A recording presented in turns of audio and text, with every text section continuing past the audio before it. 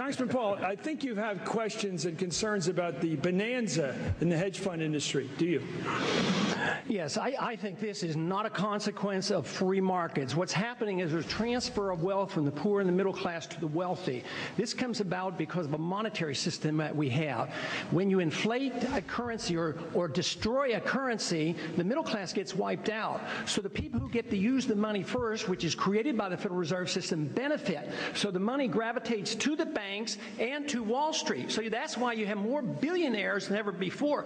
Today, this country is in the middle of a recession for a lot of people. Michigan knows about it. Poor people know about it. The middle class knows about it. Wall Street doesn't know about it. Washington, D.C. doesn't know about it. But it's because of the monetary system and the excessive spending. As long as we live beyond our means, we are destined to live beneath our means. And we have lived beyond our means because we are financing a foreign policy that is so extravagant and beyond what we can control, as well as the spending here at home. And we're depending on the creation of money out of thin air, which is nothing more than debasement of the currency. It's counterfeit, and it is a natural, predictable consequence that you're going to have people benefit from it and other people suffer. So if you want a healthy economy, you have to study monetary theory and figure out why it is that we're suffering. And everybody doesn't suffer equally, or this wouldn't be so bad. It's always the poor people, those on retired incomes, that suffer the most. But the politicians and those who get to use the money first, like the military-industrial complex, they make a lot of money and they benefit from it. Thank you, Congressman. Same question. Should a Dubai company be able to own 20% of NASDAQ? Congressman. If there's no conflict with national security, certainly yes, they should. This is the story. Dubai owning NASDAQ. Is there security issues? I don't think they're a threat to our national security, no. So they would be able to. Congressman Paul, would we have gone to war in Iraq if we weren't so dependent on Middle East oil? Probably not, but that should not be a reason. That's an old theory. It's mercantilistic. It's neo-colonialism that you have to maintain your supply routes and your natural resources. But I think there's still a lot of those kind of people around, and they believe, we were told it was about oil and jobs when it first started in 1990, and this is just a continuation of that war. Indeed, this war is a mistake. It was a mistake to go in. It's very costly, and it has a lot of economic ramifications. We're going broke. We have this huge deficit. We're spending nearly $1 trillion with maintaining our empire overseas, and that's a cost. Right now, we own foreigners $2.7 trillion.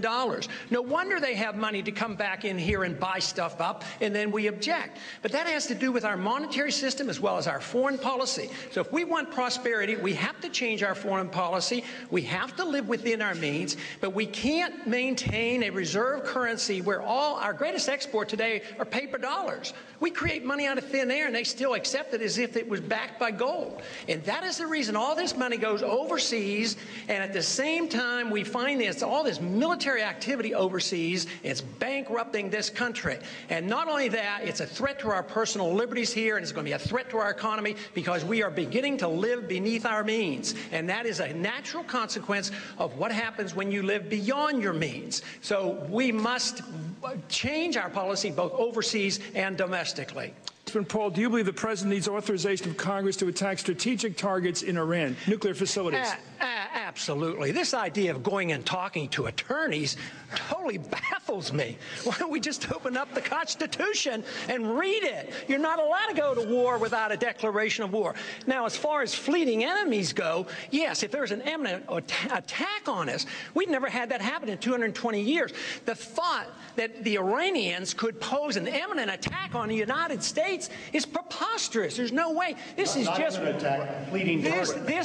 this is just war propaganda, continued war propaganda, preparing this nation to go to war and spread this war not only in Iraq but into Iran unconstitutionally. It is a road to disaster for us as a nation. It's a road to our financial disaster if we don't read the Constitution once in a while. Around the horn, Congressman.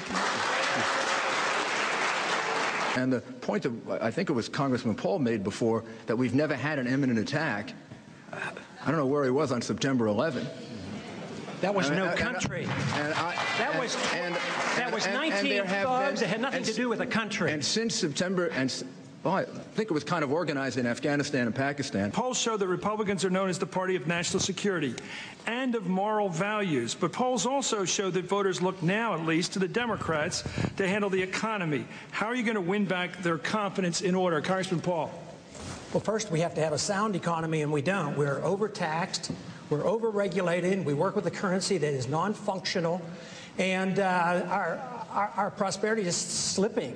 And we are overextended overseas. You can't have a prosperous economy at home when you're spending all the money overseas. You can't even have a strong national defense if you're spending all this money overseas in wars that we're not winning. So if we want a prosperous economy here, we have to change these policies, and we can't be bailing out farmers and subsidizing ethanol. This is just the wrong way to go. The taxpayers pay for the subsidies, and then they pay for higher prices when they buy the gasoline or buy the food. It never works. Are unions good for America? And please act like you're a member of a union and limit it to 30 seconds. Okay? I'll start with Congressman Paul. Please, we have to limit it to time. The right to unionize should be a basic right of any group. You should be able to organize. You should have no privileges, no special benefits legislated to benefits the unions. But you should never deny any working group to organize and negotiate for the best set of standards of working conditions. Congressman Paul, do you promise to support the nominee of the Republican Party next year? Not right now, I don't. Not unless they're willing to end the war and bring our troops home, and not unless they're willing to look at the excessive spending. No, I'm not going to support them if they continue down the path which has taken our party down the tubes. I mean, we've lost credibility because of all our spending, because we have violated the civil liberties of all the American people, and we have adopted the Democrats' foreign policy. Why don't we run on George Bush's foreign policy of a humble foreign policy and no nation building, and don't police the world? Then I'll support